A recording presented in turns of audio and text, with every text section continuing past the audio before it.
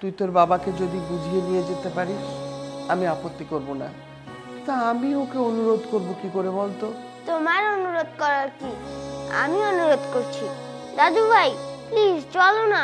এই কথা আমাকে বলো না দাদু ভাই, আমি তোমার সাথে যেতে পারবো না। বাবা, তোমাকে হাত জোর করে অনুরোধ করছি, আমাদের সাথে চলো না বাবা।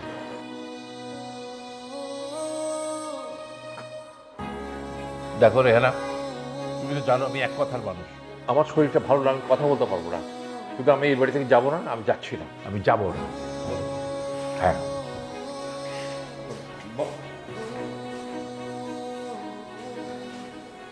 মা, আমি তো বারবার স্বীকার করছি একটা ভুল করেছি। তোর বাবা তো কাল থেকে এই নিয়ে রেগে আছে, তোর নামই সহ্য করতে পারছে না, তোর নাম বললে রেগে যাচ্ছে।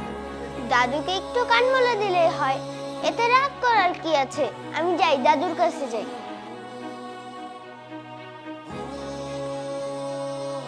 মা, প্রয়োজনে আমি বাবার পা ধরে ক্ষমা চাইব।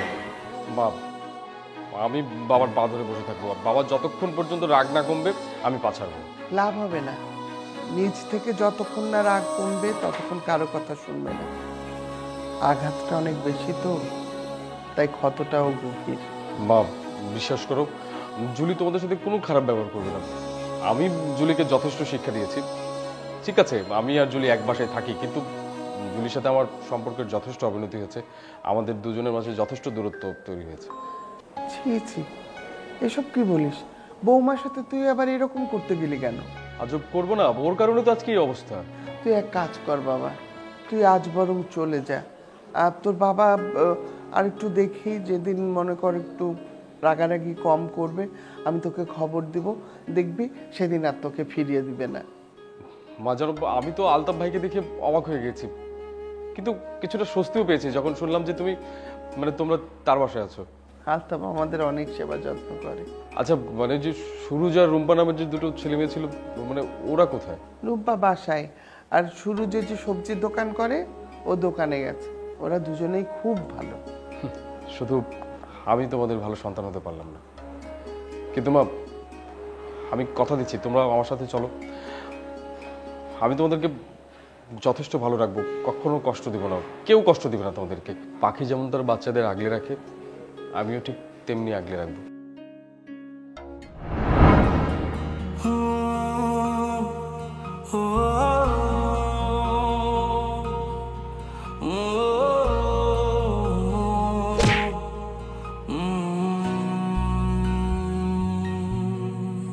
এই ইটের খাঁচায় কংক্রিটে ডানা ঝাপটায় ইচ্ছের পাখি, শহর জীবন বোঝে না তো সবটুকু মনে হয় ফাঁকি।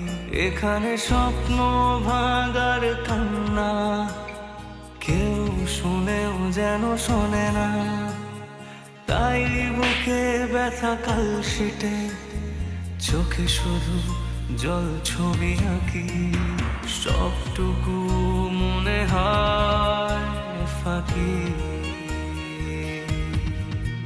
বন্ধ মনের অন্ধকারে মোছে না তো কালো, সব কিছু মনে হয় জোনাকির আলো।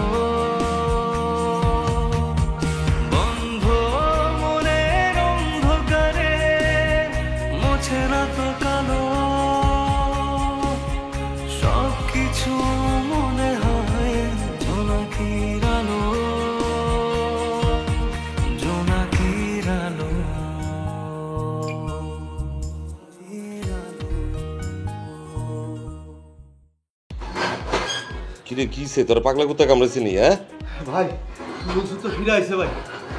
কসকি মনসুর ফিরাইছে? কখন ফিরাইছে? ভাই সে সকালে আসছে ভাই, এখন সে বাড়িতে আছে, আমি লোক লাগাইছি তাকে নজর রাখার জন্য। ওরে নজরে রাখানোর কি দরকার? হ্যাঁ, ও আইসে আহুক ওর মতো। ও যদি ভাইবা থাকে যে আপনি ওকে কিডন্যাপ করছেন, তাহলে কি হবে আপনি একটু চিন্তা করছেন? ওই ওই আমারে গুলি কইরা দুনিয়া থেকে সরাইয়া দিতে চাইছিল, আমি তবু ওর কিছু কই নাই। হ্যাঁ কইছি? আর ওরে কে বা কারা কিডন্যাপ করছে এর লিগে আমার প্লাবেন রেডি রাখতে হইব কে? এখন তো নেতা নাই, আর নেতার নির্দেশে ও যদি একটা আকাম ঘটায়, নেতা থাকুক আর না থাকুক তাতে কিছু যায় আসে না। আমি মনসুরে ফান্দে ফেলাইতে চাইছিলাম, কিন্তু কিডন্যাপ করতে চাইনি। ঠিকই বলছেন ভাই, তো একটা ঘাওড়া। এইবার গাউরামি করলে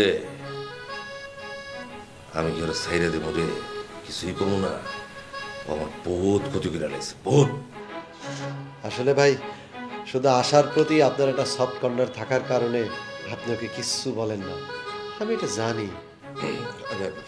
থাক, সব কথা এনে করার কারণ কি দরকার?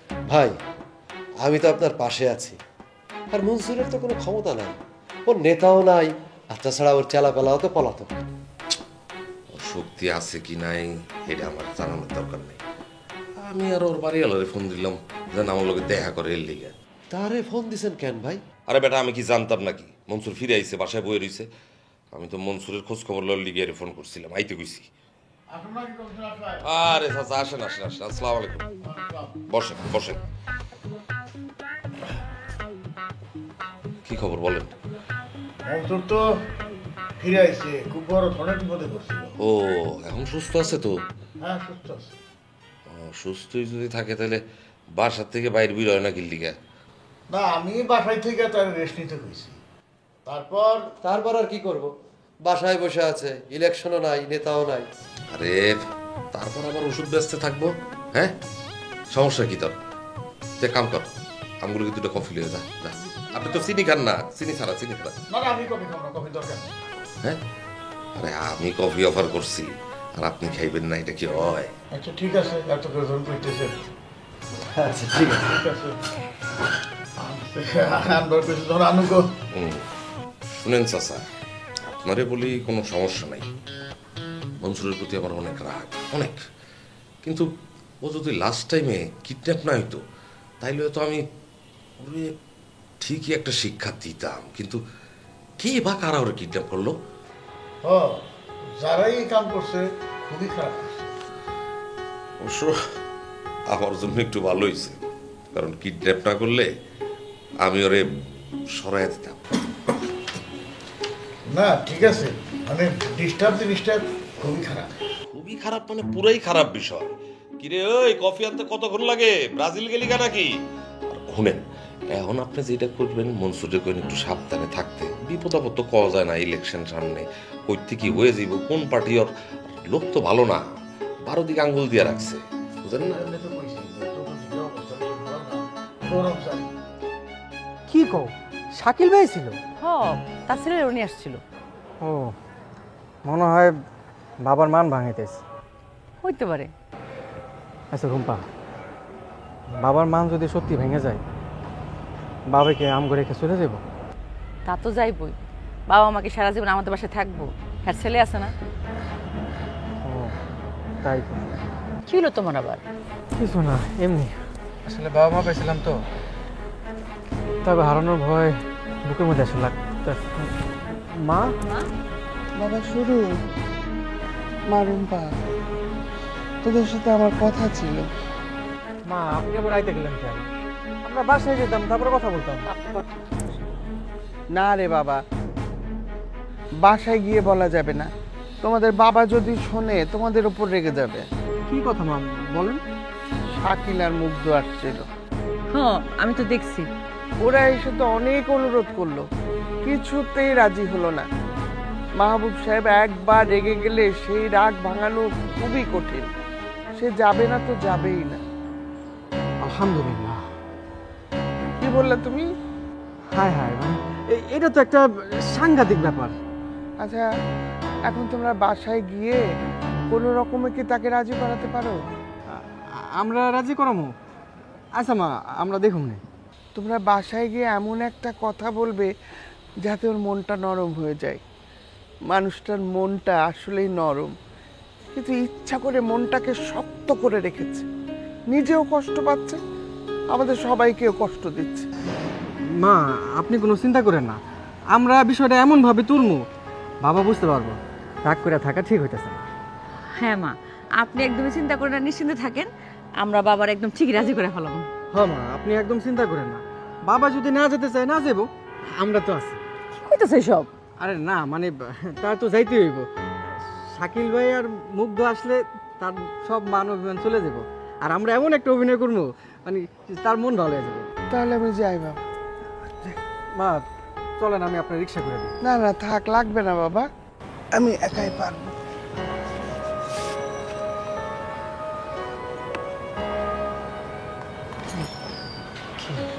তুমি তো সত্যি সত্যি বেজার লাগাই দিবে।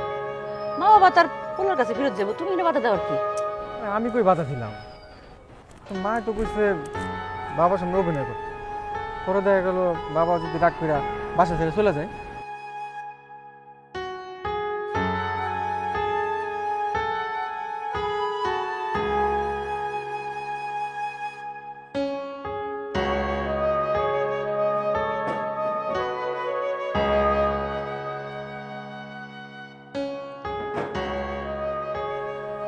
শাকিল কি খুঁজছো?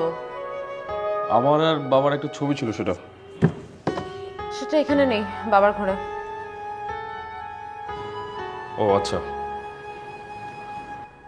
আচ্ছা, মুগ্ধকে নিয়ে বাবার কাছে গিয়েছিলে? হ্যাঁ গিয়েছিলাম। তারা কি বললো? কিছু বলেনি, তারপর মুগ্ধকে নিয়ে চলে আসলাম। কিছুই বলেনি? মানে ফেরত আসার কথা তো বলার কথা। জুলি, আমি জানি যে বাবা মা এই বাড়িতে আসলে তুমি খুশি হবে না, কিন্তু আমি তা হতে দেবো না। বাবা মাকে আমি বাড়িতে নিয়ে আসবো এবং তাদেরকে কখনো যেতে দেবো না। তারপর কি? একবার নিয়ে আসার পর কি শুনি একটু? তারপর তাদেরকে বাড়িতে এমনভাবে তাদেরকে রাখবো তারা যেন কখনো যেতে না চায় বা যেতে না পারে, আর যদি কখনো যায়ও সেটা যেন স্বানন্দে স্বেচ্ছায় যায়। Well said. দেখো আনতে পারো কিনা। আনার জন্য চেষ্টা করছি আমি আর মুগ্ধ, বাকিটা ওপরওয়ালা ভালো জানে। শাকিল, আমাকে একটা কথা বলো তো, তোমার বাবা মা এত নাটকবাজ কেন? তুমি কিন্তু জুলি আবারও আমার বাবা মাকে অপমান করছো। না, একদমই না, আমি কোনো অপমান করছি না। সারাক্ষণ মুগ্ধ মুগ্ধ করে তো মুখে ফেনা তুলে ফেলে, অথচ মুগ্ধ যখন আনতে গেল ঠিকই তো মুগ্ধকে ফেরত পাঠালো। তারা মুগ্ধকে ফেরেনি, ফিরিয়েছে আমাকে। মুগ্ধ যদি এই বাড়ির মালিক হতো তাহলে অবশ্যই মুগ্ধর হাত ধরে বাড়িতে চলে আসতো। মুগ্ধ এ বাড়ির মালিক না, তাহলে এই বাড়ির মালিক কি আমি? হ্যাঁ অবশ্যই তুমি, আর তুমি মালিক বলেই সেদিন আমার বাবা মাকে এত অপমান করেছো, আর আমি স্ট্যাচুর মতো দাঁড়িয়ে সেটা দেখেছি। তোমাকে কিচ্ছু বলি। আসলে কি জানো, তোমার বাবা মা ইচ্ছে করে তোমাকে দিয়ে আমাকে পেইন দেওয়াচ্ছে। তারা আসলে তো সবকিছু ঠিকঠাক হয়ে যাবে, আমরা তো সুখী সংসার করবো, তারা তো এটা চায় না। দ্যাটস দ্য রিজন তারা ইচ্ছা করে ডিলে করা। এই যে জুলি, তুমি এত বুঝো, এত এত, সেদিন যদি একটু বুঝতে না আজকে এত কিছু করতো না। আমি বুঝিনি যে এতদিন ধরে, এত বছর ধরে আমাদের বাইরে সেটেল হওয়ার প্ল্যান, অথচ তুমি এক নিমিষে এক তুড়িতে সেটা নষ্ট করে দিলে। আব্বুর সাথে এত রাফ বিহেভ করবে সেটা তো আমি বুঝিনি। জুলি, সামনে আরো অনেক কিছুই ঘটবে যা তুমি কল্পনা করতে পারো। ওকে ফাইন, আমিও দেখি আমি কল্পনা করতে পারি না এমন কি কি ঘটে সামনে।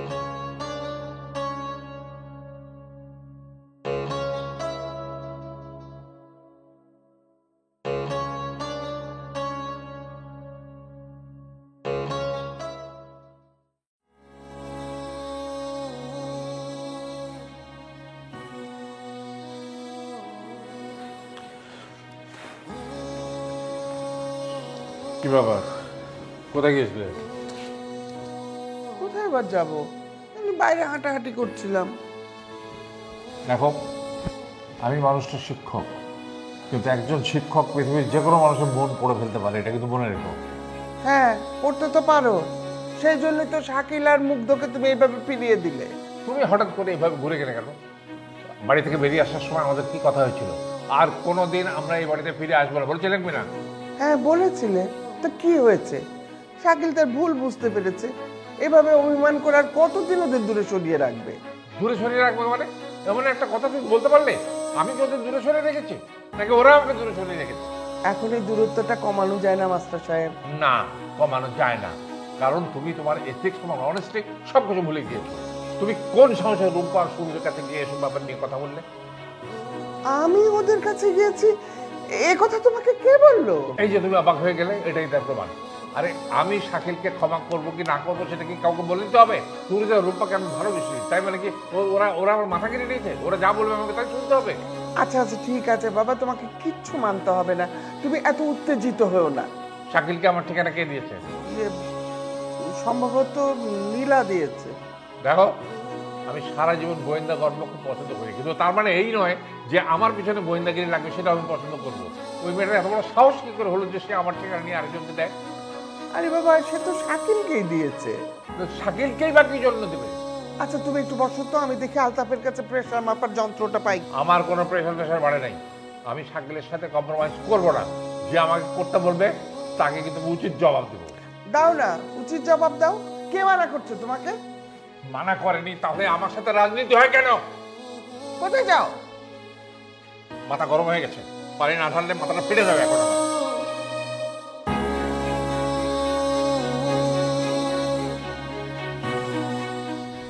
বাহ, তোমাকে তো অফিসের লোকে ভালোই লাগতেছে।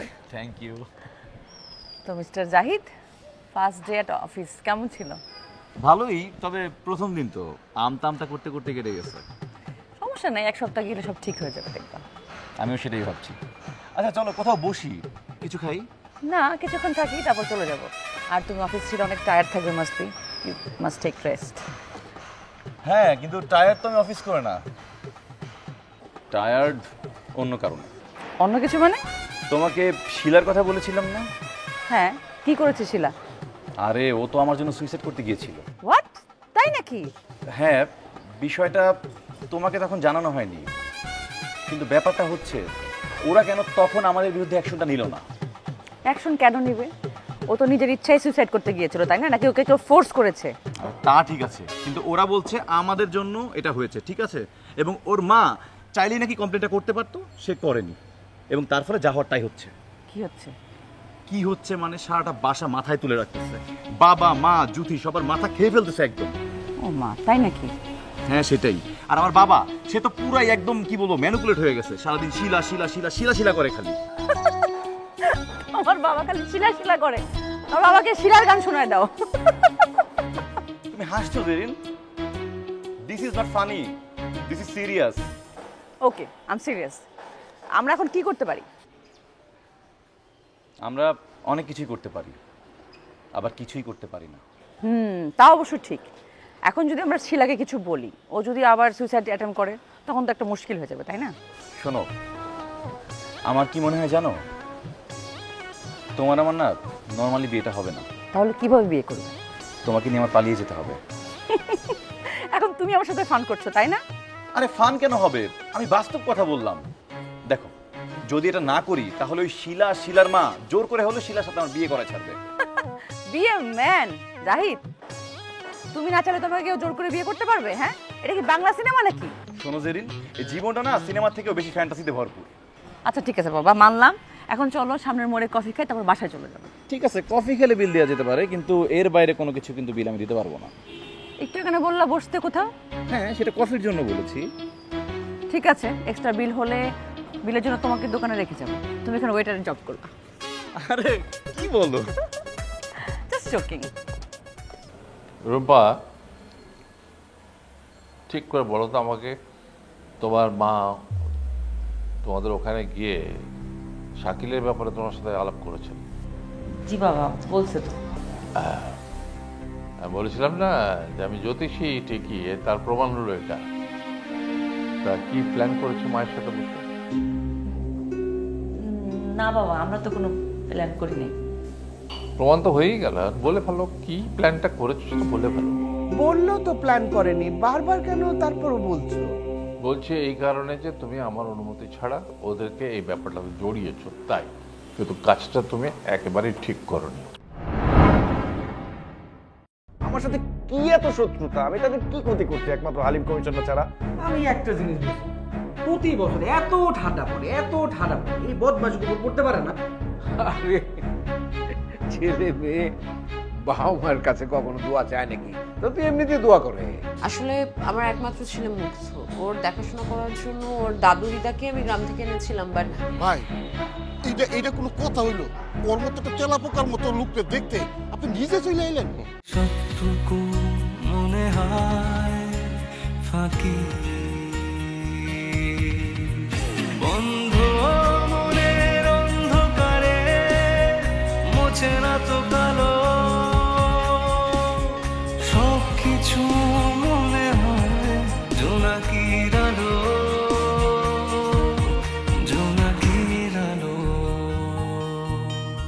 জোনাকির আলো